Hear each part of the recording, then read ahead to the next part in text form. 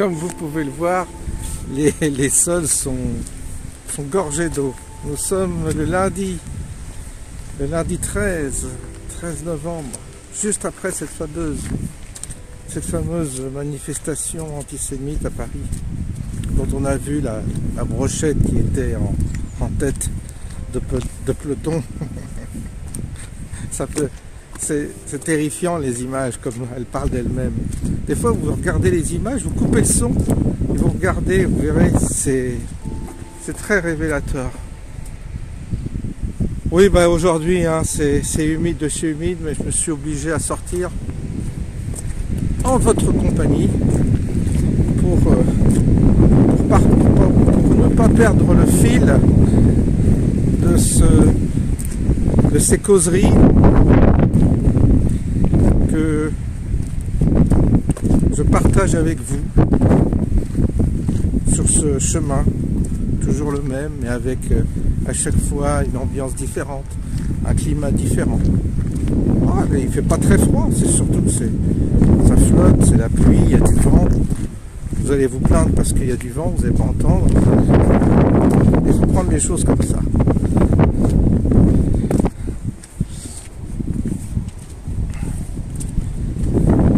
Voyez, la capuche est partie. Alors qu'est-ce qu'on pourrait... Vous savez, je reste tranquille en ce moment au niveau même des supputations, des spéculations, des théories.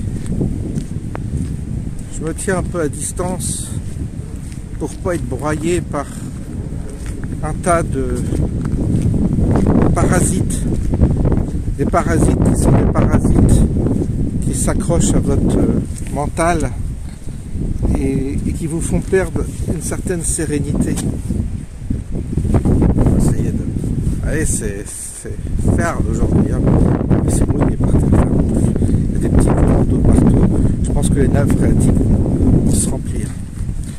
Oui, comme je vous disais, je me tiens un peu à distance parce que faut faire attention de ne pas se laisser gagner ni emporter par des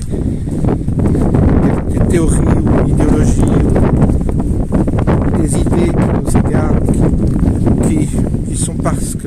qui parfois se contredisent au fil du temps, parce qu'il faut voir que c'est très difficile de trouver une cohérence à tout ce qui nous arrive. Très difficile. Alors, je sais que certains d'entre vous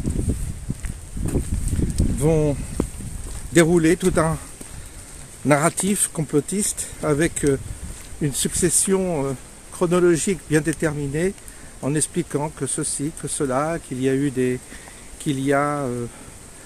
des gens, des factions, des sociétés secrètes qui sont à l'œuvre depuis des centaines d'années et qui œuvrent pour détruire l'humanité.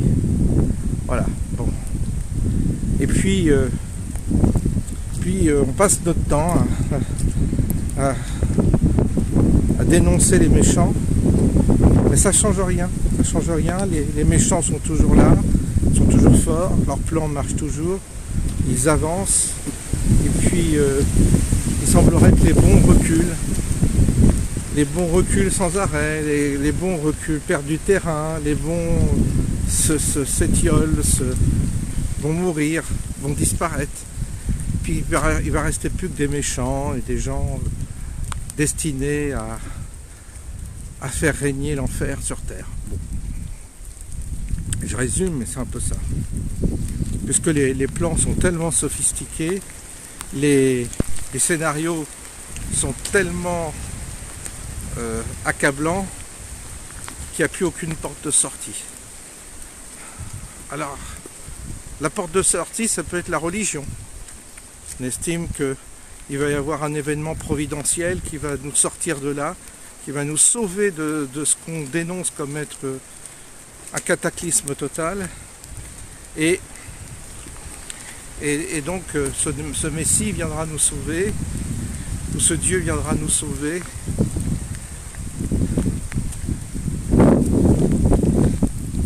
De ce chaos, certes.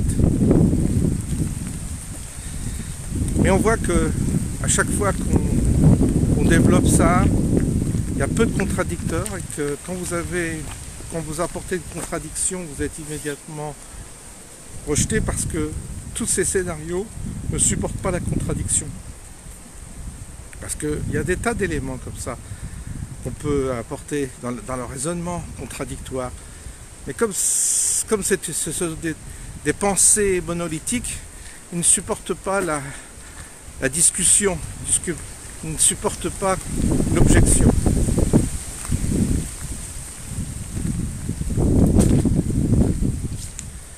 Donc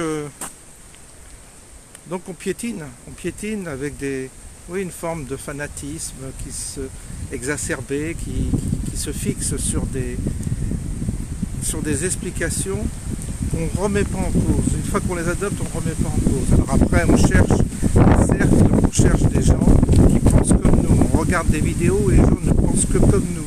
On s'enferme et puis l'algorithme nous balance des vidéos qui sont proches de nos convictions. Du coup, on est enfermé dans une idéologie ou dans un principe virtuel où on ne réfléchit plus à plusieurs avec des objections.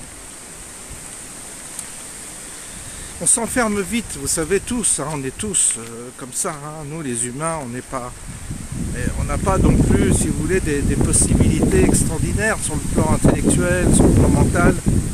On est vite coincé. Coincé par quoi?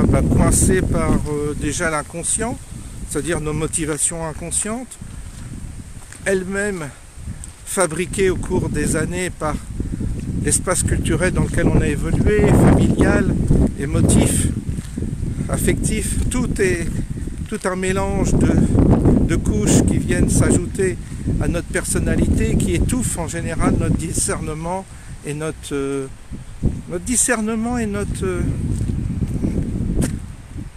clairvoyance. Voilà, je cherchais. Donc, je vous dis, moi je prends mes distances.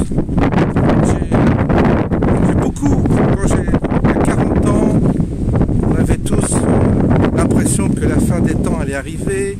On était dans les prophéties, quand on dit on, dire plusieurs de mes collègues séminaristes étaient dans des hypothèses folles d'invasion des Russes, etc. À l'époque, c'était surtout ça, la guerre avec la Russie, etc., le communisme. Et en réalité, rien ne s'est passé.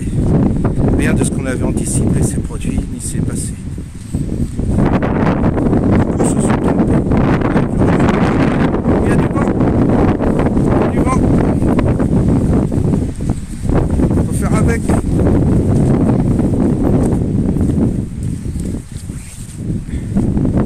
Et puis avec le recul, beaucoup ont pris à partir d'analyses fausses, ont pris des décisions dans leur vie.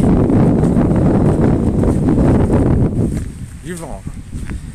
Et parfois on pris de mauvaises décisions parce qu'ils faisaient de mauvaises analyses. Ça aussi, c'est important.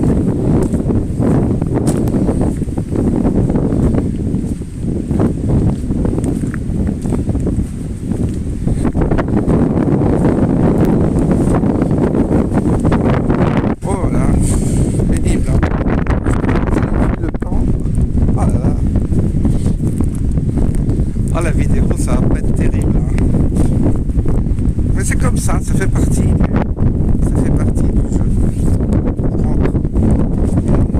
C'était histoire de sortir un peu, prendre l'air. Demain, je retourne chez le dentiste. Ouais. C'est la dernière séance, peut-être. La couronne.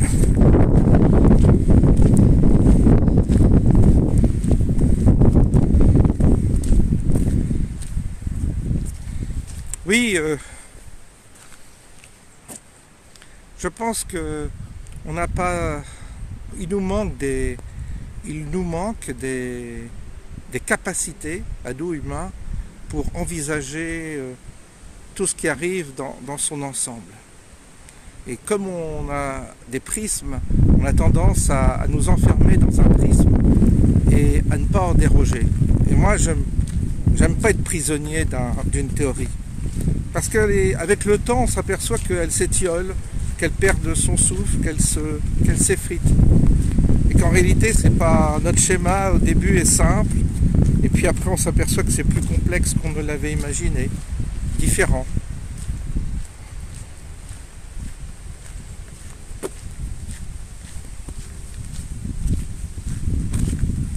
C'est pour ça que je cultive le doute et le questionnement. Je me dis oui, peut-être. Il y a du vrai. Dans les thèses complotistes, il y a du vrai. Dans les thèses conspirationnistes, il y a du vrai. Un peu. Mais pas que. Un peu. Il faut voir que tout cela nous conduit quelque part. Hein. Est-ce qu'on va vers une déshumanisation totale? Est-ce qu'on va vers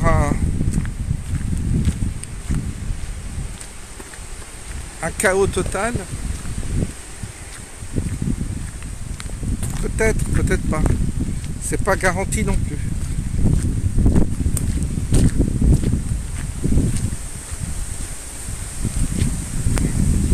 En réalité, on passe par des étapes. Et ces étapes sont parfois douloureuses ou parfois contraignantes.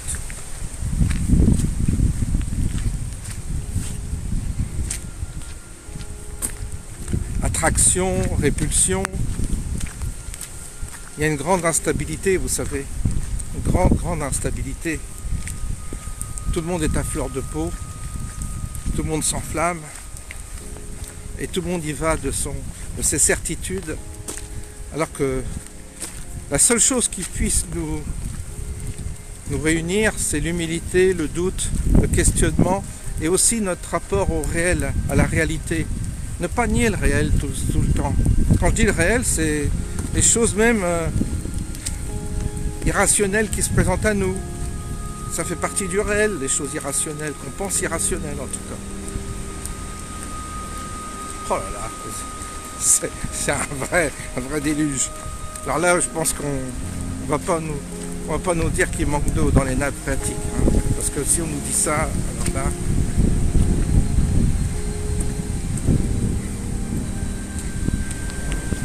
Enfin voilà ma petite réflexion du jour.